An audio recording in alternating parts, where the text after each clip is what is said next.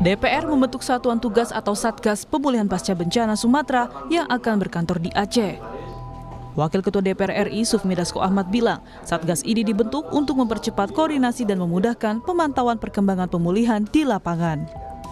Pemerintah provinsi dan kabupaten kota terutama yang terdampak di Aceh, kita sepakat bahwa akan melakukan penanganan pemulihan pasca bencana ini dengan melakukan koordinasi yang intens dan terintegrasi, sehingga penanganan dengan skala nasional bisa membuat percepatan pemulihan bencana. Koordinasi akan terus berlanjut dengan pemerintah daerah dan pemerintah pusat karena DPR itu membuat posko di sini, Satgas Pemulihan Pasca Bencana, yang kemudian ada satgasnya dan bergantian pimpinan DPR akan ngantor di Aceh untuk melakukan koordinasi secara intens. Sementara Gubernur Aceh Muzakir Manaf meminta agar pemerintah dan juga DPR mempercepat baik hunian sementara bagi warga, pendangkalan kuala bagi nelayan di Aceh agar roda ekonomi kembali. Muzakir juga meminta kepada Mendagri Tito Karnavian dan Menkyu Purbaya agar pasukan pangan seperti daging jelang Ramadan bisa diberikan bagi warga terdampak. Kita menjelang Ramadan, Pak. Jadi Aceh kalau tidak makan daging, rasanya Ramadan nggak sah, Pak. Seperti itu. Jadi daging yang termahal di Aceh, di seluruh Indonesia di Aceh, Pak. Hari-hari biasa sampai 200.000 per kilo, Pak. Mungkin dengan keadaan ini sampai 300, Pak. Karena banyak ternak yang korban. Jadi kepada Pak Mendagri dan Pak Purbaya, mohon dagingnya, Pak, atau sapi utuh, Pak, untuk kita apakah jual atau apakah kita kasih kepada masyarakat yang dampak supaya dapat menikmati. Menteri PUPR, kalau boleh, Pak, jalan tol diakseskan 24 jam, Pak, yang ada sekarang di Aceh itu. Karena melintas setiap sembako dan lain sebagainya. Menteri Pekerjaan Umum Dodi Hanggondo menyebut perbaikan fasilitas di Aceh terus dikebut. Bahkan pengerjaan pun dilakukan selama 24 jam. Maupun pekerjaan pembersihan apapun, Ponpes, RSUD, jalan-jalan kota, jalan sekolah dan seterusnya. Karena itu karena kita butuh cepat, kita sekarang lakukan 24 jam, Pak. Malam pun kita kerja, dan untuk masyarakat dan teman-teman yang berkenan membantu lebih bersemangat, kita masukkan ke dalam padat karya, Pak, sehingga kita bayar, Pak, sekarang, Pak, mereka. Jadi harapan kami masyarakat yang terdampak dan teman-teman yang ikut membantu bukan sekadar proyek kemanusiaan dan terima kasih, tapi juga ada sedikit sumbangan dari negara, Pak. Kira-kira gitu, Pak. Diharapkan tak hanya sekadar pembentukan Satgas dan kantor pemulihan pasca bencana, melainkan tindak nyata percepatan agar Sumatera pulih. Tim Liputan Kompas TV.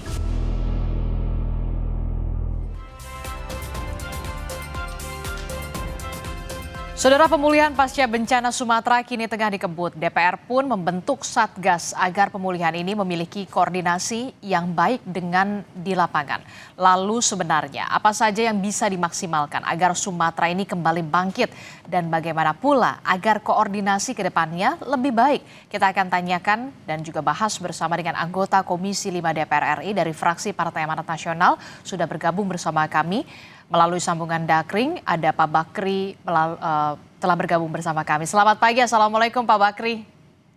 Waalaikumsalam warahmatullahi wabarakatuh, Mbak Disti. Iya, pertama-tama saya menyampaikan apresiasi terlebih dahulu apa yang sudah dilakukan diinisiasi oleh DPR. Dalam hal ini adalah Wakil Ketua DPR ada Pak Sufmi Dasko untuk membentuk Satgas Pemulihan Bencana. Ini tentu saja menjadi harapan baru dan juga awal yang baru, awal yang baik bagi saudara-saudara kita yang tertimpa bencana di Aceh, Sumatera Utara dan juga Sumatera Barat. Jadi saya ingin tahu dulu apa saja yang kemudian akan dimaksimalkan dan juga akan dikebut oleh DPR yang kita tahu akan berkantor sementara di Aceh. Iya Mbak, baik terima kasih tentunya pemirsa dan pendengar Kompas TV. Ya kemarin memang kami dari DPR, anggota DPR khususnya Kapoksi Komisi 5 bersama pimpinan DPR yang dikomandoi oleh Pak Prof. Dasko, kita terbang dari Halim menuju ke Aceh, langsung di sana rapat koordinasi terkait dengan Satuan Tugas Pemulihan Pasca Bencana di Aceh. Kita tahu memang sudah banyak yang dikerjakan oleh pemerintah, tapi tentu juga jangan sampai ada hal-hal yang tidak tertangani, ya. Tertangani. Oleh sebab itu DPR membentuk ada Satuan Tugas Pemulihan. Nah, di situ baru kelihatan kemarin itu ada memang beberapa hal yang belum maksimal yang dilakukan oleh pemerintah pusat maupun daerah. Tapi kami yakin yang dilakukan oleh pemerintah pusat itu sebagian besar sudah tertangani. Oleh sebab itu rapat tersebut dihadiri oleh banyak hal tentu dari kementerian ya, terutama Menteri PU, Menteri Sosial, Menteri Perhubungan dan Menteri Keuangan ini.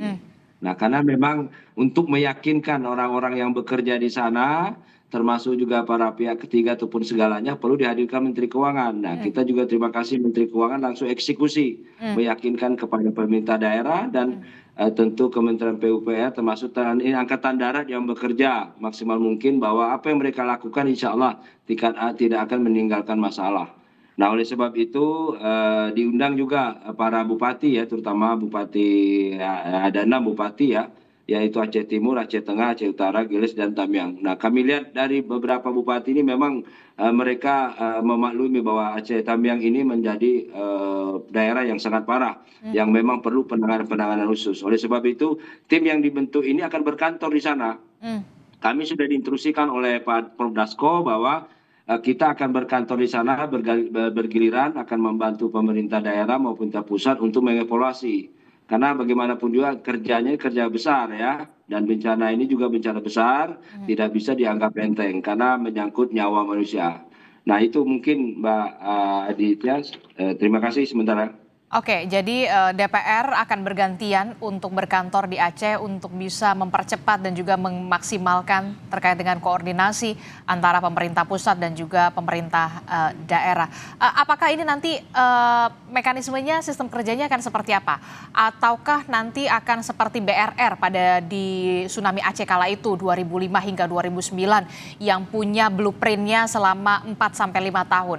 Kita juga ingin tahu untuk Satgas Pemulihan Bencana ini untuk Aceh, Sumatera Utara dan juga Sumatera Barat ini blueprintnya targetnya sampai berapa tahun untuk bisa menyelesaikan benar-benar kehidupan di Aceh, Sumatera Utara dan juga Sumatera Barat ini bisa benar-benar hidup dan juga penghidupannya. Ya, kami berpikir bagaimana secepat mungkin ya perekonomian di 6 kabupaten ini di Aceh ini bisa cepat berjalan ya. Dari sekian kabupaten itu memang sudah mulai ya. Terutama seperti jalan dari kabupaten menuju provinsi. Dari provinsi Aceh ke Sumatera Utara itu sudah bagus. Nah, ini perlu percepatan. Nah, dari pertemuan-pertemuan kita itu memang ada 3 hal ya, kesimpulan yang dibacakan oleh Pak Prof. Dasko, yaitu pertama adalah percepatan ya. Kita jangan sampai melakukan perbaikan tapi selesai tapi lama. Nah, ini perlu percepatan. Oleh sebab itu tugas daripada kami nanti akan memantau melihat. Yang kedua adalah dari pihak kementerian seperti PU, Perhubungan, ya, Keuangan ataupun Basarnas, BNPB itu nanti akan menempatkan PIC-nya di sana. Karena kami memang lihat masih ada, tidak menutup kemungkinan ya. Kita berharap apa yang menjadi keluhan daripada pemerintah daerah, bukan hanya pemerintah daerah, camat, kepala desa pun kalau perlu masyarakat tahu kemana saya mengadu. Oleh sebab itu kami bentuk PIC di sana. Ya, PIC yang memudahkan koordinasi pemerintah pusat, daerah, dan masyarakat. Terus yang kedua adalah kita perlu penanganan khusus, ya. Tapi seperti kemarin kita lihat itu yang menjadi keluhan juga adalah pengungsi ya. Pengungsi masih ada di beberapa daerah. Tapi walaupun demikian sudah ada penanganan. Nah, perlu penempatan khusus, penyiapan rumah yang permanen untuk mereka. Nah, di situ pemerintah ataupun daerah itu ada kendala. Masalah tanahnya bagaimana, apakah bisa dibangun apa tidak. Yang kedua, kayu yang berlimpah ruah di sana yang mengganggu, yang sudah dibersihkan itu gimana statusnya? Apakah boleh dikelola atau dibuang atau bagaimana? Ini kan perlu semuanya. Nah, oleh sebab itu, perlu penanganan khusus. Termasuk juga apa yang dikatakan oleh Pak Gubernur. Beliau sudah memikirkan untuk 2-3 bulan akan datang. Bagaimana nanti kalau pada saat mau lebaran apa semuanya, jangan sampai nanti sudah dekat baru sibuk menyiapkan ternak apapun semuanya. Oleh sebab itu hal-hal begini perlu dilakukan penanganan khusus. Oleh sebab itu kami hadir di situ di bawah komando Prof Dasko akan siap sedia mendengar dan menyampaikan. Kalau perlu kita akan melakukan tindakan khusus. Ya, jangan sampai saudara-saudara kita 1x24 jam mereka tidak bisa merasakan apa yang dilakukan oleh pemerintah daerah maupun pusat. Oke, jadi mulai berkantor ini mulai per 1 Januari 2026 tidak hanya DPR tapi juga perwakilan dari kementerian terkait ya. Ada dari Kementerian Infrastruktur dan juga kementerian lainnya akan juga berkantor di sana secara bergantian. Iya, betul. Kita akan posko di sana ya, posko ya. Kita posko. Kita tidak ingin penanganannya lambat, ingin penanganannya cepat. Memang koordinasi ini memang pekerjaan yang tidak gampang, Mbak. Karena kadang-kadang timbul masing-masing ego masing-masing dan peraturan masing-masing ya. Walaupun satu presiden tapi mereka punya menteri beda-beda. Nah, ini yang kadang-kadang yang harus. Nah, DPR inilah, kita kan di DPR itu ada 13 komisi ya, komisi semua membidangi kementerian. Nah, di sini kita akan melakukan koordinasi. Oleh sebab itu PIC ini sangat penting ya, tidak mau lagi ada bahasa meminta sesuatu alat berat mungkin yang seharusnya dalam kali 1x24 jam bisa didatangkan, taunya 2, 3, 4 hari. Ya, mereka sudah menjerit apa semuanya baru terdatang. Oleh sebab itu pemerintahan Bapak Presiden Prabowo hari ini akan menangani secara khusus ya. Secara khusus sampai kita harus standby di sana 1x24 jam bergiliran. Jangan sampai bahwa pemerintah daerah ada bahasa susah menyampaikan sesuatu kepada pemerintah pusat. Nah, banyak hal sebenarnya yang dilakukan. Seperti kemarin Menteri Keuangan juga sudah melakukan bahwa ada perlakuan khusus terhadap anggaran untuk daerah yang berdampak bencana. Ya, saya pikir bukan hanya Aceh, tentu juga Sumatera Barat, Medan juga demikian. Nah, ya sekali lagi bahwa kami DPR itu memang harus selalu hadir di tengah masyarakat. Bagaimana apa yang disampaikan oleh masyarakat, bukan hanya kepala daerah, Mbak ya, bupati, camat, masyarakat yang terdampak langsung pun harus kita dengar ya, karena mereka yang menjerit, mereka yang merasakan. Sebab itu DPR harus hadir di tengah mereka. Termasuk juga mendorong juga BNPB untuk bersurat begitu ya kepada Kementerian Keuangan, karena kemarin juga kan Pak Purbaya mengatakan sebenarnya BNPB masih punya dana tersisa 1, sekian triliun rupiah yang bisa dicairkan hari ini terakhir untuk saudara-saudara kita.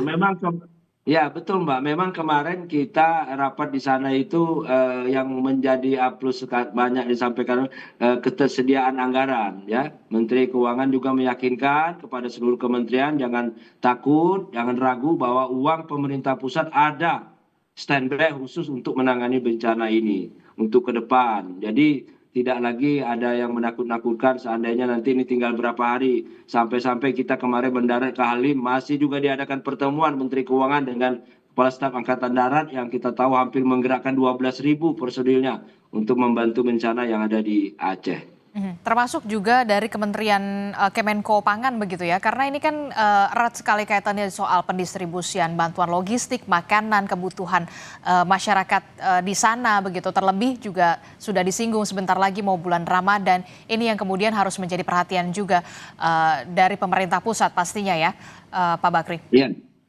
Ya, jelas Mbak. Jadi bukan hanya dari infrastruktur, dari kebutuhan sehari-hari mereka juga. Oleh sebab itu kita juga mengapresiasi kepada Pak Menteri PU, Menteri Perhubungan, mereka melibatkan masyarakat ya. Tidak hanya artinya bahwa aparat ataupun relawan yang hadir di sana, tapi melibatkan masyarakat sehingga masyarakat juga dapat penghasilan. Ya, mereka tahu, mereka dibantu dengan uang yang sifatnya swakelola. ya, sehingga mereka juga merasa perekonomian terbantu. Jadi semua kita gerakkan di sini, Mas, Mbak Isin. Kita gerakkan semuanya bagaimana tidak hanya infrastruktur, tapi bagaimana manusia itu perekonomiannya bisa berjalan. Tapi alhamdulillah kita dengar dari enam bupati itu sudah ada beberapa bupati yang memang mereka sudah merasakan bahwa apa yang dilakukan oleh orang-orang yang terlibat dalam penanggulangan bencana ini atau pemulihan bencana ini di Aceh ini sudah terasa mereka. Sudah ada beberapa aktivitas, ya, sudah ada mulai pasar, lampu pun juga sudah mulai dirasakan, begitu juga komunikasi. Ya insya Allah, karena memang ini titiknya menyebar, Mbak, ya. Titiknya menyebar, tidak terfokus ke satu titik, tapi banyak sekali.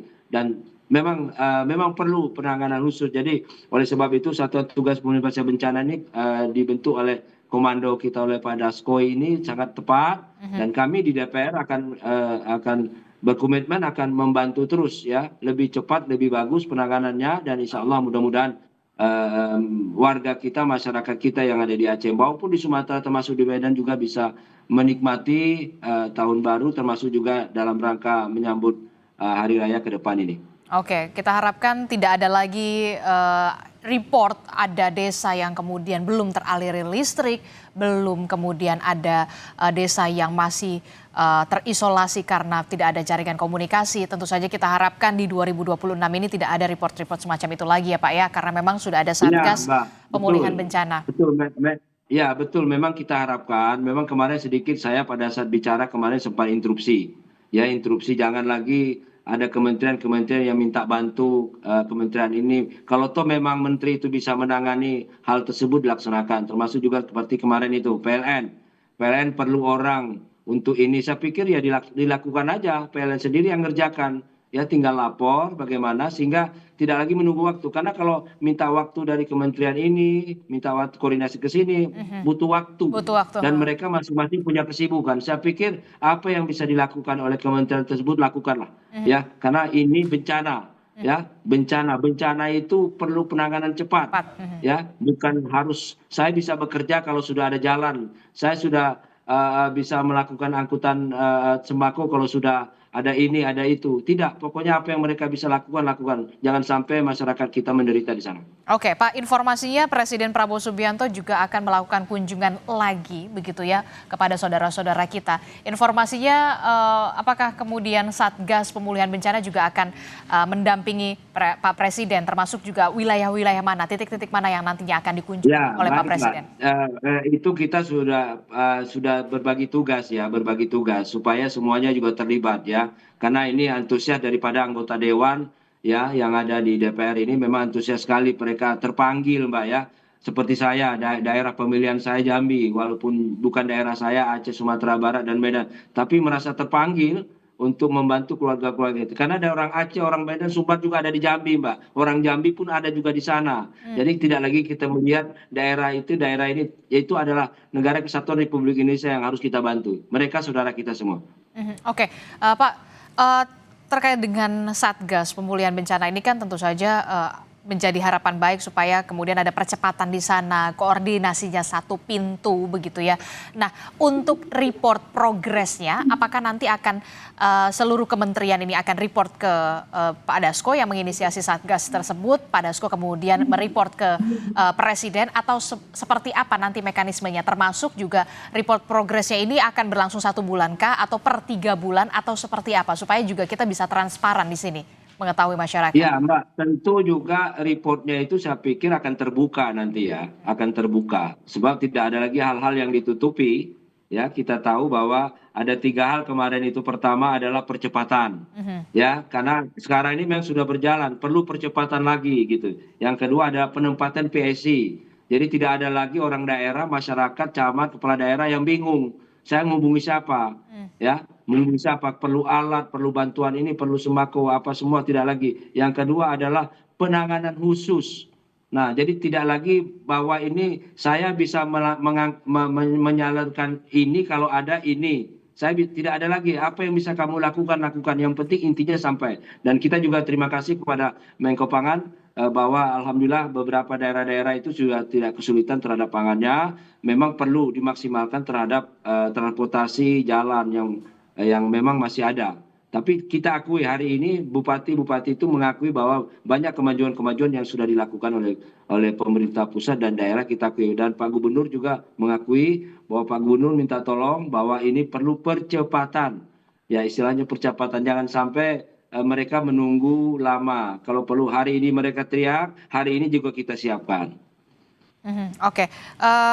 Termasuk juga soal anggaran ya, yang kemudian ada perlu penyesuaian juga untuk bisa diprioritaskan ke Aceh, Sumatera Utara dan juga Sumatera Barat. Ya, Mbak, ada yang istimewa, Mbak, perlu juga saya sampaikan, dan merasa terharu juga beberapa bupati bahwa kita tahu efisiensi terhadap anggaran daerah pusat ini DAK itu memang kita tahu ada perlakuan khusus ya oleh pemerintah pusat. Nah khusus untuk Aceh, daerah yang berdampak termasuk mungkin daerah-daerah yang lain itu akan dilakukan perlakuan khusus. Saya dengar Pak Menteri Keuangan akan melaporkan ke Presiden, minta persetujuan DPR bagaimana anggaran mereka itu kembali normal.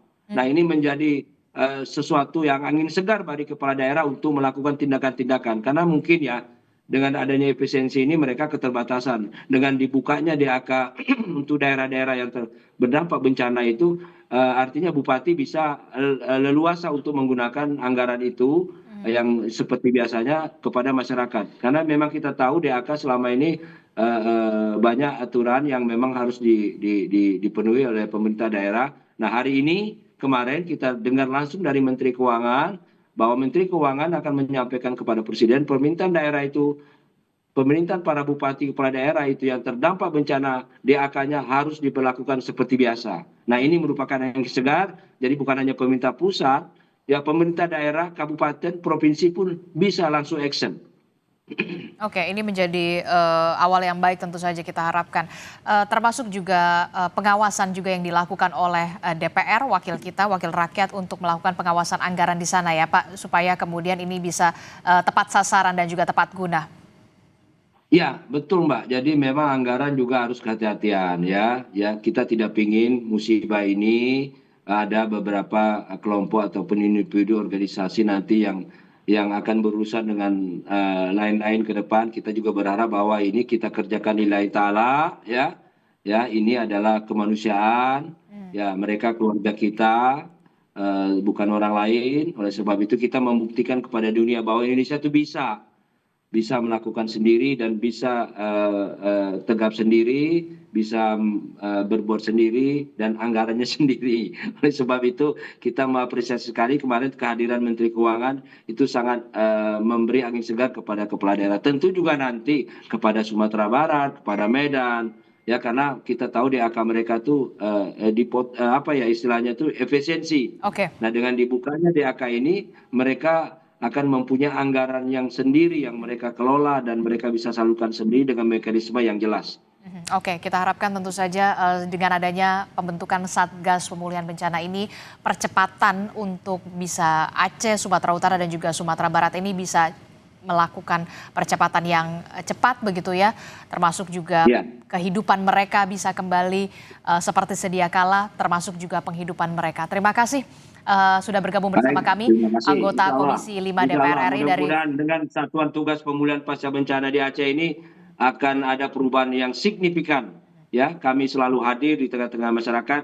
Kami DPR dipilih oleh rakyat, kami harus hadir di tengah mereka. Makasih. Baik, terima kasih anggota Komisi 5 DPR RI dari fraksi Partai Amanat Nasional, Abakri telah bergabung bersama kami. Sehat selalu Bapak. Assalamualaikum, selamat pagi.